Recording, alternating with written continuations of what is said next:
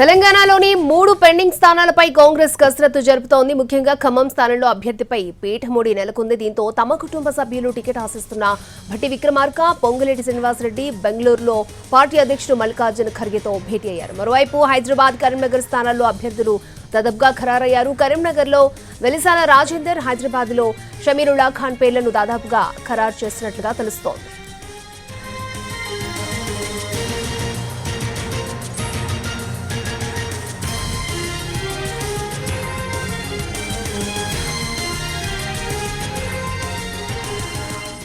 తెలంగాణలోని 3 పెండింగ్ స్థానాలపై కాంగ్రెస్ కసరత్తు చేస్తోంది. ముఖ్యంగా ఖమ్మం స్థానంలో అభ్యర్థిపై పీఠమూడి ఇంకా నెలకొన్నట్లు తెలుస్తోంది. రైట్, ఇదే అంశానికి సంబంధించి లేటెస్ట్ అప్డేట్స్ గాంధీభవన్ నుంచి మా ప్రతినిధి చారి మనకు లైవ్ లో అందిస్తారు. చారి, కాంగ్రెస్ పార్టీ నామినేషన్ల గడువు దగ్గర పడుతుంది. 3 నియోజకవర్గాలకు సంబంధించినటువంటి అభ్యర్థులను ఇంకా అధికారికంగా ప్రకటించలేదు. దాంట్లో ఖమ్మం, కరీంనగర్, హైదరాబాద్ 3 పార్లమెంట్ నియోజకవర్గాల అభ్యర్థుల దాని మీద ఇప్పటివరకు అయితే కాంగ్రెస్ పార్టీ కసరత్తు చేసింది.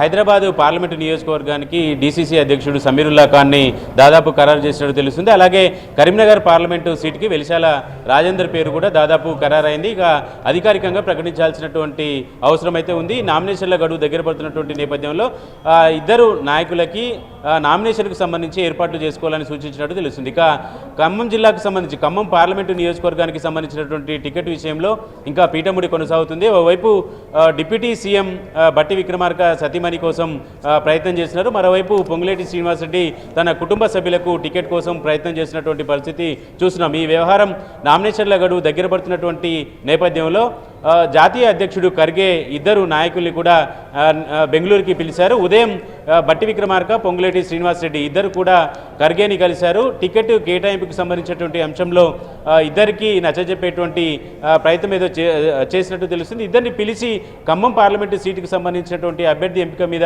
చర్చించినట్టు తెలుస్తుంది. మరి కాసేపట్లో ఇద్దరు కూడా హైదరాబాద్కి చేరుకోబోతున్నారు. మొత్తానికి నామినేషన్ల గడువు దగ్గర పడుతున్నటువంటి నేపథ్యంలో ఈ 3 నియోజకవర్గాలకు సంబంధించినటువంటి అభ్యర్థుల ప్రకటనకు సంబంధించినటువంటి అంశం ఇంకా సస్పెన్స్గా కొనసాగుతున్నటువంటి నేపథ్యం ఒకవైపు ఉండగా, ఖమ్మంలో సీనియర్ నాయకులు ఇద్దరు కూడా పోటీ పడుతున్నటువంటి నేపథ్యంలో దాని మీద త్వరగా తేల్చాలనేటువంటి ఆలోచనతో అధిష్టానం ఉంది. ఇద్దరు నాయకుల్ని కూడా బెంగళూరుకు పిలిచి ఖర్గే సమావేశమయ్యారు. 1-2 రోజుల్లో దీనికి సంబంధించి అధికారిక ప్రకటన కూడా వచ్చే అవకాశం ఉంది. పార్టీ వర్గాల నుంచి మనకు ఉన్నటువంటి సమాచారం ప్రకారం ఈరోజు సాయంత్రం వరకు వచ్చే అవకాశం ఉందంటున్నారు. లేదంటే రేపైతే ఖచ్చితంగా ఈ 3 నియోజకవర్గాలకు సంబంధించినటువంటి అభ్యర్థులను ప్రకటించేటువంటి అవకాశం అయితే కనబడుతోంది. ఓకే చారి.